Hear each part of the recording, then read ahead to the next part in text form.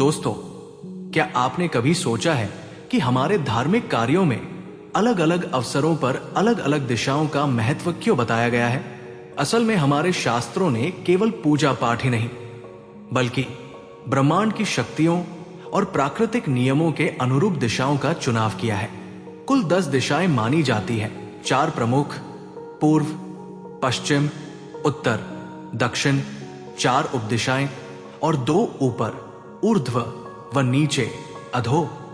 सूर्य उदय को हमने पूर्व और सूर्यास्त को पश्चिम मान लिया और बाकी दिशाएं इसी आधार पर निर्धारित की गई। उदाहरण के तौर पर प्रातःकाल जब हम संध्या वंदन, यज्ञ, आचमन या प्राणायाम करते हैं तो मुंह पूर्व की ओर किया जाता है, जबकि संध्या काल में पश्चिम दिशा श्रेष्ठ मानी गई है। देवताओं की स्थापना और पुण्य कर्म के लिए पश्चिम दिशा। श्राद्ध के समय ब्राह्मणों का स्थान उत्तर की ओर और कर्ता यानी श्राद्ध करने वाले का मुख दक्षिण की ओर होना चाहिए। स्वाध्याय, ऋषिकर्म और योगाभ्यास के लिए उत्तर दिशा सर्वश्रेष्ठ है। जातकर्म के समय पिता को पूर्व दिशा दी जाती है। वेद अध्ययन में छात्र पूर्व दिशा की ओर मुख करता है। दीक्षा के समय साधक का मुख पूर्व की ओर और गुरु का उत्तर की ओर होता है। विवाह में जब अक्षतारोपण होता है तब वर का मुख पश्चिम और वधू का पूर्व की ओर रखा जाता है।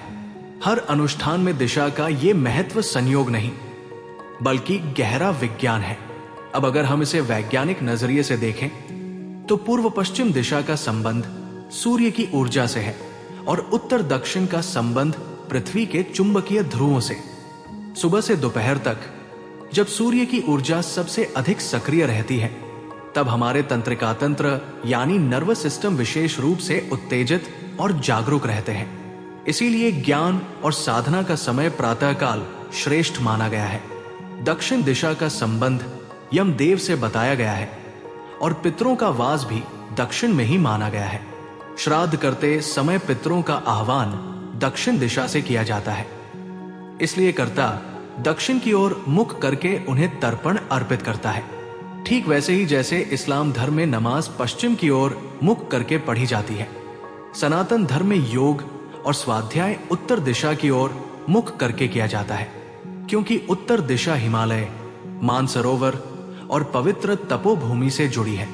विवाह में वर का मुख पूर्व की ओर होता है, जो उसकी प्रगति और सफलता का प्रतीक है, जबकि वधू का मुख पश्चिम की ओर रखा जाता है, जो उसकी विनम्रता और स्त्री सुलभ कोमलता का प्रतीक है। इस तरह आप देख सकते हैं कि चाहे आहनिक कर्म हो, साधना, उपासना या भोजन, हर कार्य के लिए एक विशिष्ट दिशा तय की गई है।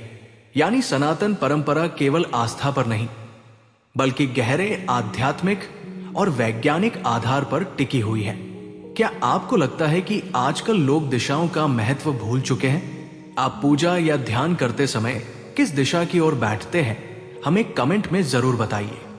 अगर आपको यह वीडियो अच्छा लगा हो तो वीडियो को लाइक और शेयर जरूर करें और ज्ञानार्थ प्रवेश परिवार से जुड़ने के लिए चैनल को सब्सक्राइब करें, क्योंकि आगे की यात्रा और भी गहरी होने वाली है। धन्यवाद।